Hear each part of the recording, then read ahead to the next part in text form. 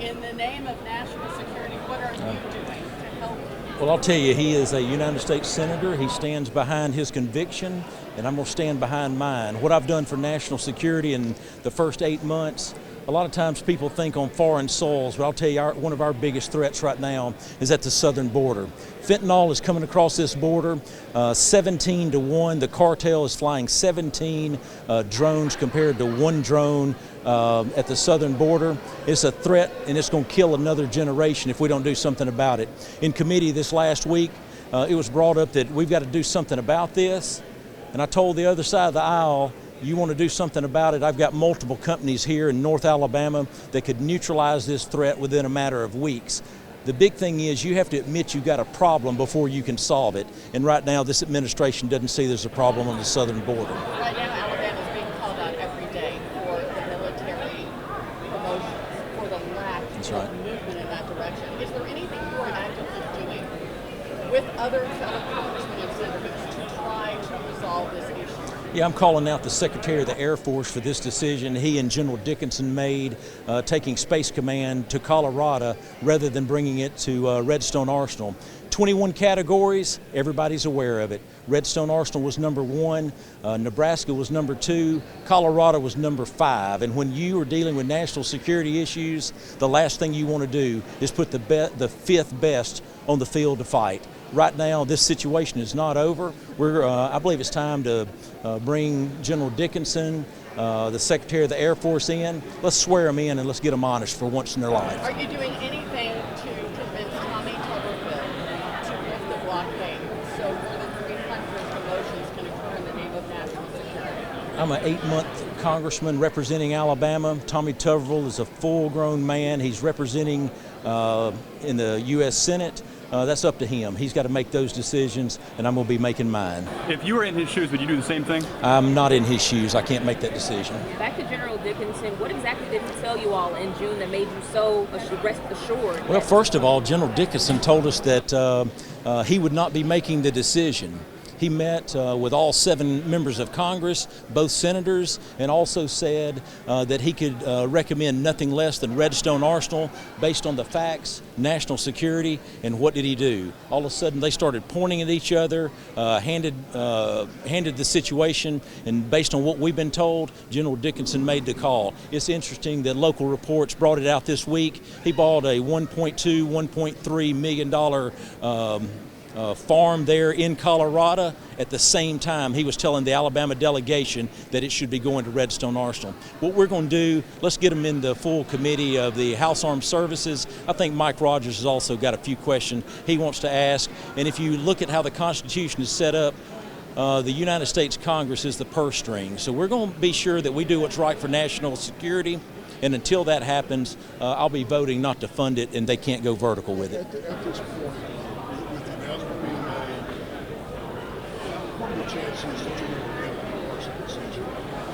Well, I'm going to tell you this right here. I'm going to fight like there's no tomorrow, because what I want to be sure is, just like what I said in this speech, that we do what's right for national security.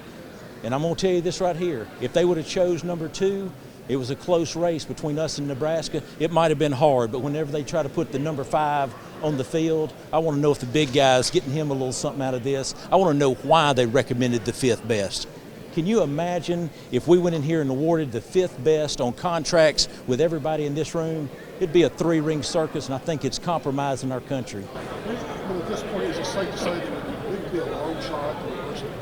I don't think it is. I think you got the members of the United States Congress and also the folks that serve on House Armed Services. We've watched as Colorado tried to offer several amendments in the 24th hour. It's unbelievable. Even the other side of the aisle was opposed to it.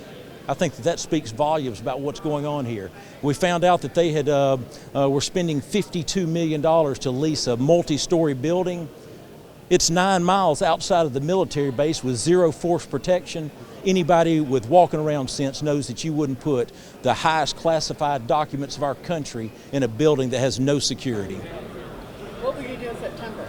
You said you're going to act further on the NDAA. What teeth can you put in there that you prevent it from literally opening up shop because it's really operational? Well, I believe that we're probably going to call the Secretary of the Air Force and General Dickinson in. Let's swear them in and see if they can get honest for once in their life.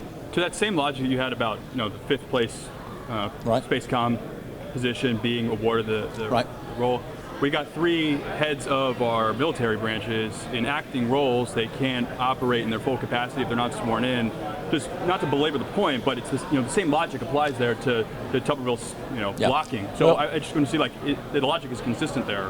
Well, Do you see where that can be really difficult? My situation is, I think you ought to call Senator Tuberville. I think you saw this group of greater than 1,000 people here. They appreciate what I'm doing as a United States Congressman. We're going to continue to master the gas pedal. But again, you obviously have some questions for Senator Tuberville, and I encourage you to call him. And to the point about political decisions, you're saying the President Biden's playing politics with SpaceCom specifically. You got to play nice with some of these figures as well in the federal government to get these federal contracts in with these big time projects. How would you say you can kind of marry the two there as well? Our country cannot afford for me to play nice. We're in a position that we've got to fight for national security for our country, and the only thing that currently Colorado offers related to Space Command is that they vote Democrat. They're number 5. You can't imagine a 21 category, and you can use their language. It says a large separation between number 2 and number 3. Can you imagine the separation between 2 and 5? It's unbelievable. It's unacceptable, and I think anybody, especially in this room right here, you win some and you lose some, but I've never lost one where there's that large of a separation, and the question is it best for national security? I've yet to have anybody tell me it's best for national security. What can we expect for your next move on the whole space situation? Well, I believe this move is not just going to be by me, but it's going to be by everybody on House Armed Services, including the chairman, Mike Rogers. I even think that the minority members are ready to answer some questions. Let's get them sworn in. We're tired of being lied to, and that's exactly what has occurred. We can handle the truth. Why did they choose Colorado? Other than its Democratic votes, I want to know why they chose them. Anything in that 21 criteria, let's go head to head. Let's find out. But what we ought to be concentrating on is doing what is best to defend our country. The next fight will not be storming the beaches of Normandy. It's going to start in space, and we're not prepared, and we need to take that level up. We should be going vertical at Redstone Arsenal right now. We've wasted 2 years watching Colorado try to figure out how they can boost their ability to carry out the mission. Right now, they're not ready. Huntsville is. Speaking of next steps, you had 4 bills introduced this past session. Can you update us at all on where they kind of stand? And subcommittees, are they going to be moved to House floor votes? Well, right now the 2 bills that I think are the ones that are coming forward. This administration, since 2021, has spent $300 million to store 20,288 panels of border wall. That's unacceptable. It's in 3 different states. It's stacked up like cordwood. These border states are willing to put that fence up if the federal government's not willing to do it. What that bill will do is will deem those border wall segments as surplus equipment, and the states are able to buy it. I think that bill is one that's most impressive. The other bill that we're also pushing is right now, you go and ask the question of how many acres are owned in America by countries that hate us. Okay, let's use China for instance.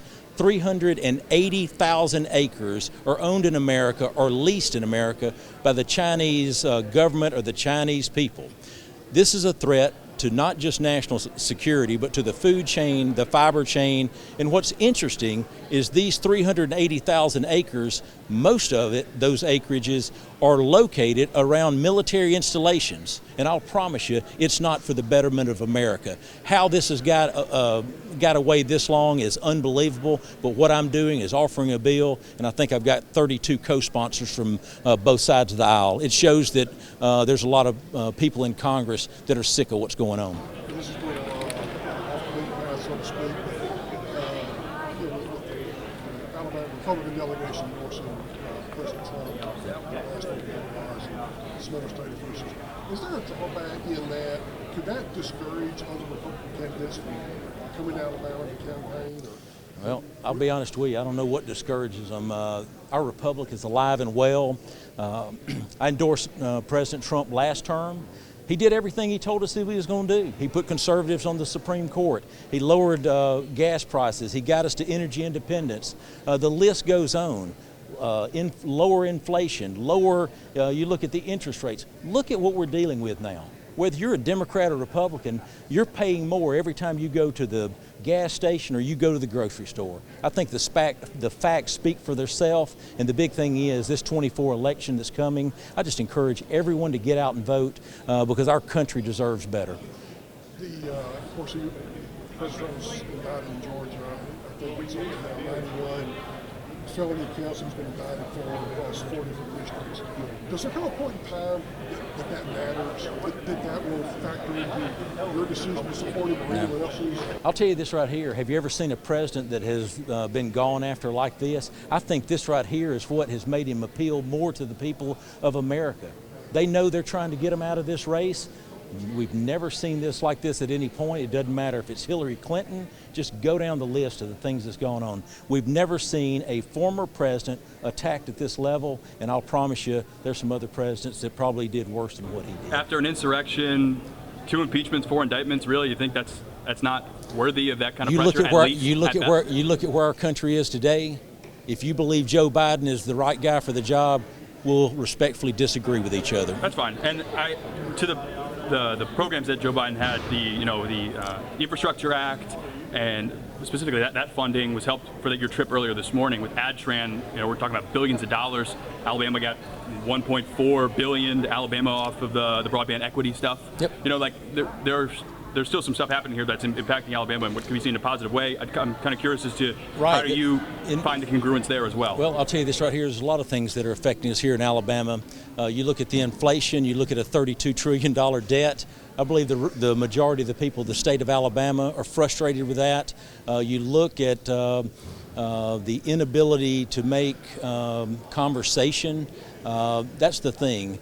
Right now, 24 is coming. Everybody get involved. Whoever you want to vote for, go vote. But I think that America needs a change in direction. If there were other Republican presidential candidates that wanted to come to Huntsville or come to your Alabama district, would you greet them? Would you welcome them? That's the thing. Hadn't had any that have contacted me.